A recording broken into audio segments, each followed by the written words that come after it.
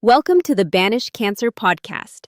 I'm Rachel, and today we're focusing on adenocarcinoma of the lung, the most common type of lung cancer worldwide. Joining me is James, our cancer wellness educator. James, thanks for being here. Thanks, Rachel. It's an important topic. Adenocarcinoma accounts for more than 30% of all lung cancers and nearly 40% of non-small cell lung cancers. Understanding its causes and risk factors is key to prevention and early detection. Let's start with the biggest cause. What drives most cases of lung adenocarcinoma? Smoking is the leading cause. It damages the cells lining the lungs, creating mutations that can develop into cancer. About 80% of lung cancer deaths are linked to smoking. Even secondhand smoke carries the same carcinogens, so non-smokers exposed regularly are also at risk. That's sobering. What about environmental factors like radon? Radon is a naturally occurring radioactive gas that seeps into homes through cracks in floors and walls.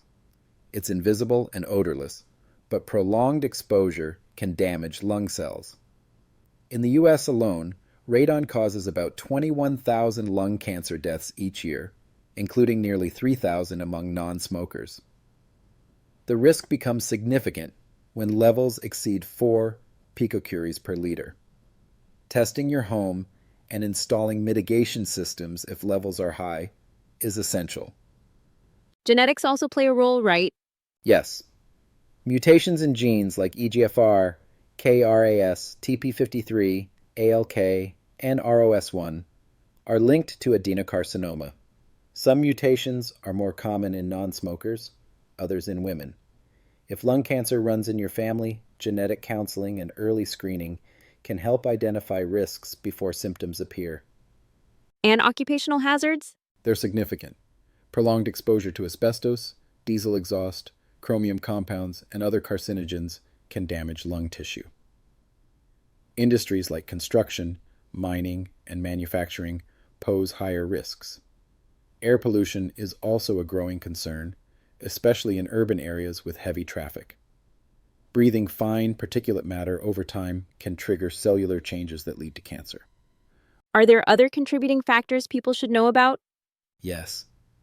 Drinking water with high arsenic levels, having HIV, or taking certain supplements like beta-carotene while smoking can increase risk.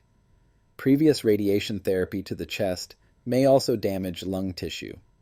Chronic obstructive pulmonary disease, or COPD, significantly raises the likelihood of developing adenocarcinoma. Studies show COPD patients are more likely to be diagnosed with early-stage lung cancer compared to those without the condition. Demographics matter too, don't they? They do.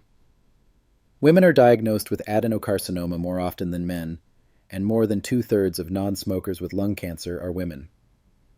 Alarmingly, cases are rising among younger women under 45. This highlights the importance of awareness and early detection across all age groups. Let's shift to prevention. What steps can people take to reduce their risk? First, quit smoking and avoid secondhand smoke.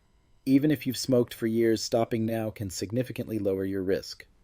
Seek support through nicotine replacement therapies, medications, or counseling. Second, test your home for radon and take action if levels are high. Third, minimize exposure to hazardous substances at work and home.